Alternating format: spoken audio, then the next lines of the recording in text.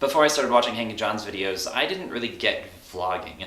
I knew it was a thing, I just didn't see the appeal of watching strangers on the internet talk about themselves. It wasn't until about 2009-ish that I had a reason to finally get into vlogging. I just finished reading An Abundance of Catherines, and my friend Kel told me that the author of this book was actually doing this YouTube project where he made videos back and forth with his brother. Because he was a published author and I already knew that I liked what he had to say, I figured it made sense to watch these videos, and I guess in my mind, being published lent him some kind of authority that gave him permission to make these videos. I didn't subscribe right away because I didn't want to make a YouTube account. Seriously, for like a year, I didn't have an account on YouTube, and I just remembered the names of the channels that I liked, and I would check in on them every so often. But I kept watching John's videos anyway.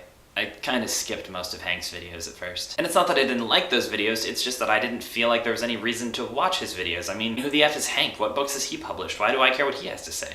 But after a while I started to realize that I was really only getting one half of a conversation, and also it was really hard to go through the 2007 backlog of videos trying to skip every other video and remember where you were. So when I finally got around to making a YouTube account, I subscribed to Vlogbrothers, I watched all of the videos, and in my defense, I've talked to a lot of people that started out just watching Hank's videos or just watching John's videos, so I still feel kind of bad. Over the years of watching John and Hank's videos, I never really made a conscious decision to join the community. I never said, I've decided to be a Nerdfighter. It was just something that I slowly kind of got absorbed into. Over time I got more invested in YouTube. I found more channels that I wanted to watch and I wanted to talk to people about them. And in 2011, I started making my own videos. I just kind of jumped in. I made a video and I pitched the idea to my friend Kel that we could do a back and forth collaboration a la John and Green. And the audio was awful and we had terrible lighting and we had ugly aspect ratios and, you know, pretty much everything that everyone dealt with back in the good old days of YouTube when you had to walk uphill both ways to upload your video, and by the time you got there you just hoped that you encoded it right and your audio was still synced up. And I just kept going after that. I went to VidCon in 2013 and 2015. I stopped in Dallas for a Tiffios Texas event. I started singing in front of the camera. I joined my current collab channel, We Are St. Elmo's Fire, and I even learned to juggle.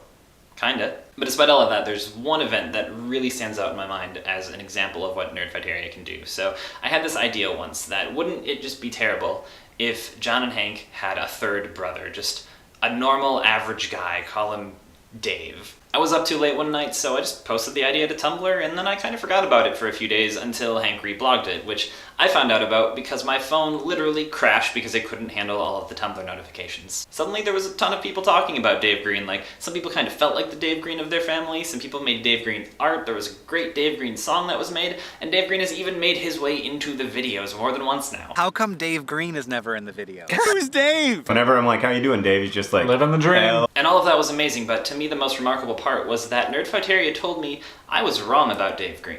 He wasn't someone to feel sorry for. He didn't need to make videos or win awards. He didn't need to be famous to be happy. If Dave existed, he would be just as much a part of Nerdfighteria and the Green family, which was confirmed by John and Hank's dad himself. Unlike I had when I accidentally invented Dave Green, Nerdfighteria didn't look at him as a tragic figure. They rallied around him and found a place for him in the community, which is kind of what they do. So in the end, none of the things I've done were done to directly contribute to Nerdfighteria. All of those things trace back a chain of events that leads to watching those first couple of videos. I've met friends and done a lot of things that I'm pretty sure I would have never done if I hadn't found this community. So that's my road to Nerdfighteria, and maybe more importantly, the places it's taken me. Until next time, TFTBA.